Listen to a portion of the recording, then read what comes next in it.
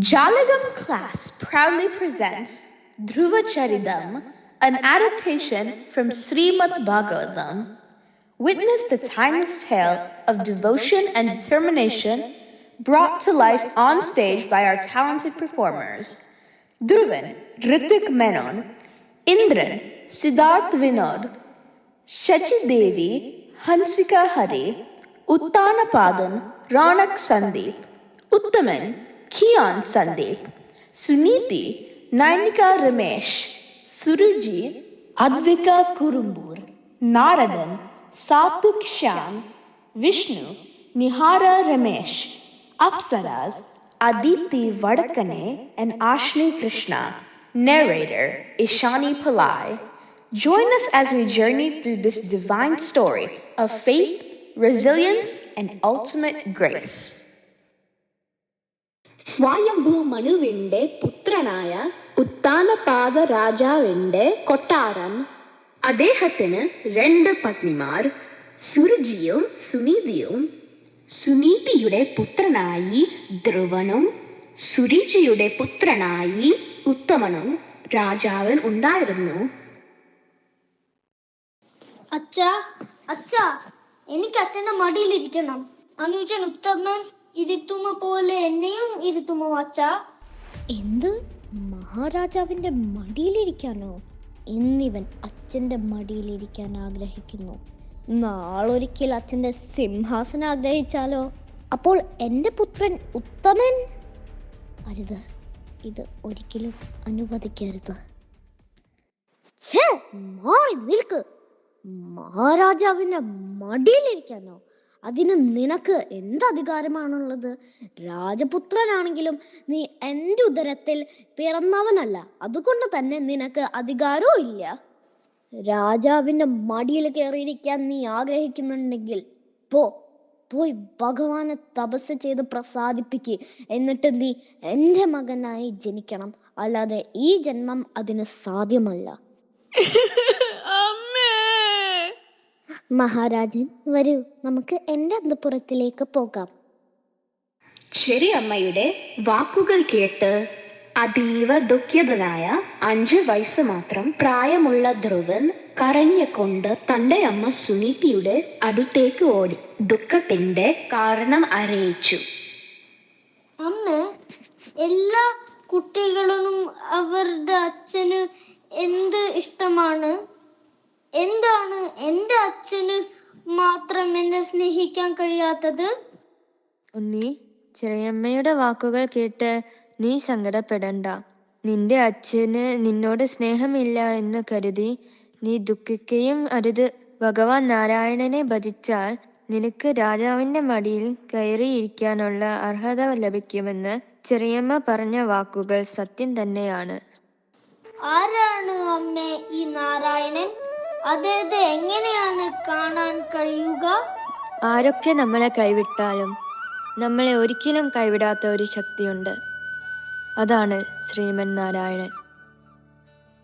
ബ്രഹ്മാദി ദേവന്മാരും നിന്റെ മുത്തച്ഛനുമായ സ്വയംഭൂ മനുവും ആരെ പൂജിച്ചിട്ടാണോ സകല ഐശ്വര്യങ്ങളും നേടിയെടുത്തത്, ആ ഭഗവാൻ ശ്രീമൻ നാരായണനെ നീയും ഭജിക്കുക. അദ്ദേഹത്തിന് അല്ലാതെ മറ്റാർക്കും നിന്റെ ദുഃഖത്തിന് പരിഹാരം കണ്ടെത്താൻ കഴിയില്ല. അതിനാൽ നീ പൂർണ്ണ മനസ്സോടെ ഭഗവാൻ നാരായണനെ ശരണം പ്രാപിക്കൂ ധ്രുവ. മാതാവിന്റെ വാക്കുകൾ കേട്ട ധ്രുവ രാജകുമാരൻ നാരായണനെ ഭജിക്കാനായി കൊട്ടാരം വിട്ടിറങ്ങി.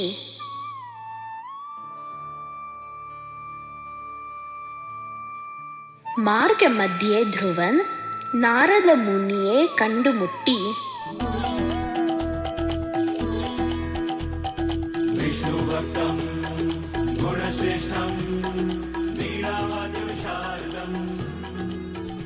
കുമാരനിൽ നിന്നും കാര്യങ്ങൾ ഗ്രഹിച്ച നാരദ മുനി അവനെ പിന്തിരിപ്പിക്കാൻ ശ്രമിച്ചു.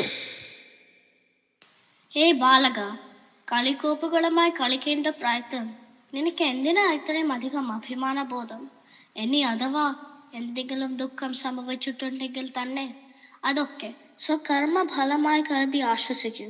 എന്നിട്ട് മടങ്ങിപ്പോകൂ. നിന്റെ അച്ഛൻ്റെയും അമ്മയുടെയും അടുത്തേക്ക് നീ മണിയിൽ പോകൂ കുമാര. എന്നോട് ക്ഷമിച്ചാലൂ മഹർഷി, എനിക്ക് മടങ്ങി പോകാൻ സാധിക്കില്ല. എന്റെ ചെറിയമ്മയുടെ വാക്കുകൾ എന്നെ അത്രയധികം വേദനിപ്പിച്ചു. സാക്ഷാൽ വിഷ്ണുപാദം അല്ലാതെ മറ്റൊന്നും ഈ ധ്രുവന്റെ മനസ്സിലില്ല. മഹാവിഷ്ണുവിനെ കണ്ടെത്താൻ അങ്ങ് എന്നെ സഹായിക്കില്ലേ? നാരായണ നാരായണ. എങ്കിൽ നിന്റെ മാതാവ് ഉപദേശിച്ചതുപോലെ നീ വാസുദേവനെ ഭജിക്കുക. അതിനായി യമുന നദീ തീരത്ത് മധുവനത്തിലേക്ക് പോകും. അവിടെ യമുനയിൽ 3 നേരം കുളിച്ച് ഏകാഗ്ര മനസ്സോടെ സാക്ഷാൽ ശ്രീഹരിയുടെ ദിവ്യരൂപം മനസ്സിൽ ഓർപ്പിച്ച് ഓം നമോ ഭഗവതേ വാസുദേവായ എന്ന മന്ത്രത്താൽ ഭഗവാനെ ഉപാസിക്കുക. നിന്റെ ആഗ്രഹം തീർച്ചയായും സാധിക്കും.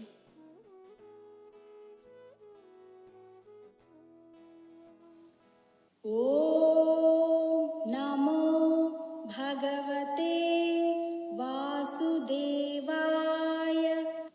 മധുവനത്തിലെത്തിയ ധ്രുവൻ ഉഗ്രമായ തപസ്സാരംഭിച്ചു. ഓരോ മാസവും ധ്രുവകുമാരൻ തന്റെ തപസ്സിന്റെ കാഠിന്യം വർദ്ധിപ്പിച്ചു കൊണ്ടിരുന്നു. 5-ാം മാസമായപ്പോൾ ശ്വാസം പുറത്തുവിടാതെ കുംഭകം ചെയ്ത് ഒറ്റക്കാലിൽ തപസ്സു തുടങ്ങി.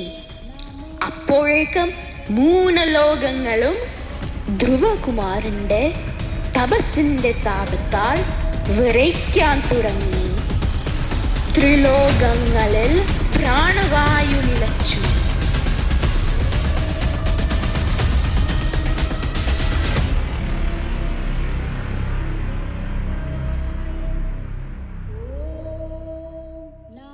ഇന്ദ്രദേവ രക്ഷിച്ചാലും സകല ജീവജാലങ്ങളും പ്രാണവായുവിനായി പിടയുന്നു.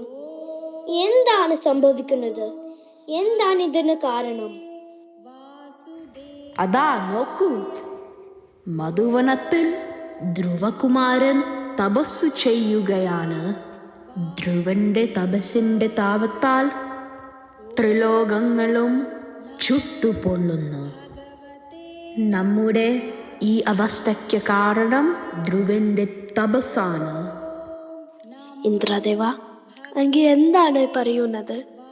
കേവലം 5 വയസ്സുള്ള ബാലകന്റെ തപസ്സിന് ഇത്ര ശക്തിയോ? സൃഷ്ടിയുടെ നിലനിൽപ്പ് തന്നെ അപകടത്തിലാണ്.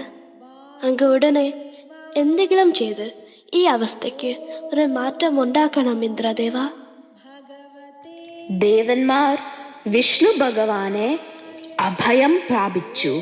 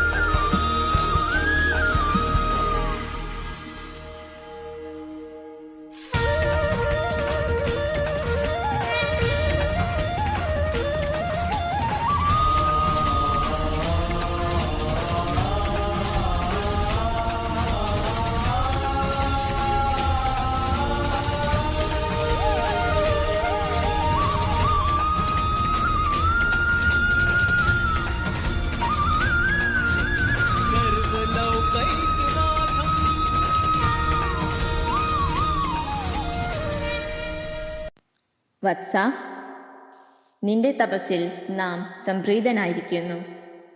അതിനാൽ ഇന്നേ വരെ മറ്റാർക്കും ലഭിക്കാത്തതും നിന്റെ പൂർവീകരായ മന്വാദികൾക്ക് പോലും അപ്രാപ്യമായതും എപ്പോഴും പ്രകാശിക്കുന്നതും ഏറെ ഉയരത്തിലുള്ളതും സപ്തഋഷി മണ്ഡലത്തിലും മേലെ സൂര്യാദി നവഗ്രഹങ്ങളും നക്ഷത്രങ്ങളും ഏതൊരു സ്ഥാനത്തെ ആധാരമാക്കിയാണോ ചുറ്റിക്കൊണ്ടിരിക്കുന്നത്, അത്രയും ഉത്തമമായ ധ്രുവപദത്തെ നാം ഇതാ നിനക്കായി നൽകുന്നു. ഭൂമിയിലെ നിന്റെ കർമ്മങ്ങൾക്കു ശേഷം നീ ധ്രുവ നക്ഷത്രമായി എന്നെന്നും അവിടെ നിലകൊള്ളും. മംഗളം ഭവന്തു. ജഗജ്ജാലപാലം ഗജകണ്ഠമാലം ശര